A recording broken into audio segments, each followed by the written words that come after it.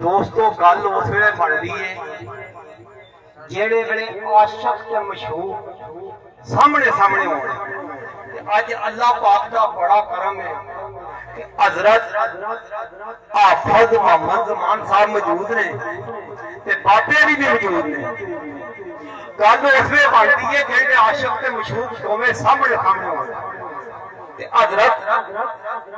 मोहम्मद हाफिज जमान साहब की इजाजत के नाल दो चार शेर बाबे दे लफज कोई गलत नहीं इतराज करना। दोस्तों बेइल्म ते न पढ़ना मिलिया नहीं कोई कारीगर कामल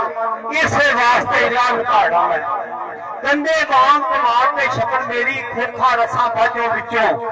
नाड़ा मैं ते कसूर मंद भरिया दे कदी बोलिया ही नहीं। खाली क्या करता पढ़ पाड़ा मैं इलम ते तुसी इलम वाले मैं गल करनी तुसा हसना जे अखा वाले ते किसी नूं राह पांदे भला अन्ने ने राह भी दसना पर ओका अपनी खाली दा कहीदा है जो कुछ कोल सौदा अगे रखना है ते कोई ते बात दा डबा ते ढोल पाला कसूर मंद भावे ढोल सकना है। असली बात बर्बाद की है गफ्तार की नहीं मियां मेरा पूरियां कहानियां पा तेरे रूप शरूप नूं किथे देखना नहीं तोवे तस्मियां भावे हथ चूड़ियां पा जेड़ी निगेती होई नमाज होनी पढ़ थल्ले मसल्ले भावे पूरियां पा ते ओह वड्डा ही भरके कसूर मंदा जेड़ा बीजना आ जरूरियां पा।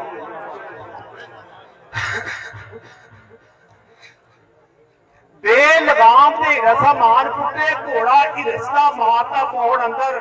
घंटा कदम भी ना नबेड़ता है ऊपर गुजर चली इसे दौड़ अंदर इनके आया ते सफर नहीं अमन आया ये सुतमे ते लालच नहीं और अंदर तेरे भी निके दा कसूर मंदा भाई दम निकल जा सड़े से दौड़ चलो चलिए इत्थे हाकम हो रही है कई मामा दे इथों फरगंद टुर गया कई पा नहीं इथों कूच कर गया कई घर के सिर बनाते टुर गया कई राह बनाते टुर गया ने कई कर के राह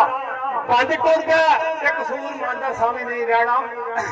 WarisSha टुर गया बिल्ली चंड टुर गया अगे सरकार ससी लिखी है अजमत भी ससी लिखी है जी सरकार ने ससी लिखी है बड़ी मार्फत नजर आती है जे गल उस वक्त की याद आ गई जेड़े मेरे ससी मापिया ने घर असल मालका ने घर टुर गई उथे जो कुछ भी होया फजर हुई तो रवा पै गया बाग चमन दे विच रवा पै गया लाठी बाग दे विच तरफलाट आ गया ते मां जाके समझाती है बच्चा तेनू की होया मां समझाती है ते सच्ची जवाब देती है दो चार शेर मां आती अकल नहीं कैम तेरी नहीं मनु ससीए जैल बना ली है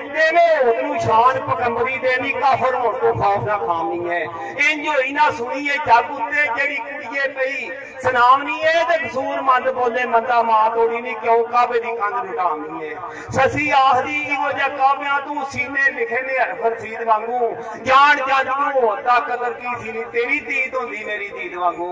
राह हक दा सच बताण वाली इथों लभा मैं मां फरीद वांगू ते मक्के बड़े ना ते कसूर मंदा वाई बैठी मालपुरा यदीद वांगू मां दिन कमीए जमीए तू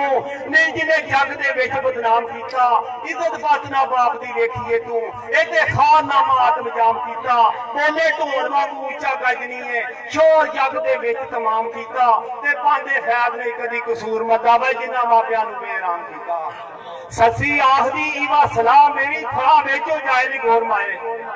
जिन्ना रावा नूं गया है खान पुन्नू ओदे राह लिया मैं भाल माए सिरे यार ते चढ़ जाए जान मेरी नहीं कोई लोड़ जान में झोर माए ते जेड़ी होवे मनूर कसूर मंदा मैं ते साहब दी हथ डोर माए मां आखदी ससीए लग आखे इन्हां बेड़ियां नूं पिछू ताए दी तू शरा वालिया तेरी जे गल सुन लई सूई वांग मंसूर चढ़ जाए दी तू कलमा गैर जबान थी बोलनी है वांग समझते चम लवाए दी तू ते कसूर मारिया शाह माद वांगू है पहलू अपना सीस कटाए दी तू सैया आदियां दिल ने था रहिंदा नहीं आंसू वेख लैने अखां तेरियां ने मर गया दे नाल नहीं मन होंदा जग जिउंदा नाल दलेरियां ने तेरे नाल की दगा बलोच कर गया संग लद गया चंग चमेरियां ने ते कसूर मंद ना अज पसंद आउणी वे चेते आउण पिछों गल्लां मेरियां ने दो शेर आखरी हजरत बाबा कसूर मंद दे हाफिज हजरत हाफिज मोहम्मद जमान साहब दी इजाजत नाल सरकार लिखते ने मैं मानना अर्शे मुअल्ला दा बड़ा रुतबा पर शाना बद ने उस जमीन दियां जिथे ज़ूरता होया है नूर अनवर व लाटा चमकियां तुरे यतीम दियां जनता तो वध मदीने दियां गलियां ने जिथे लगियां कलियां मोहम्मद अमीन दियां ते तक तक मदीने दे वल कसूर मंदा वे अखा पक गईयां अरशदीन दियां बंदा सिफकी उसकी कर सकता आशिक राबे जैसे हसीन उत्ते लखा यूसुफी हुसन भाउन सदके ओदे एक एक बाल महीन उत्ते ओदे जा कोई बेमिसाल सोना आया और नहीं कोई जमीन उत्ते ते जे जमीन ते नहीं कसूर मंदा वा क्या कौन सी अर्श ग्रीन उत्ते।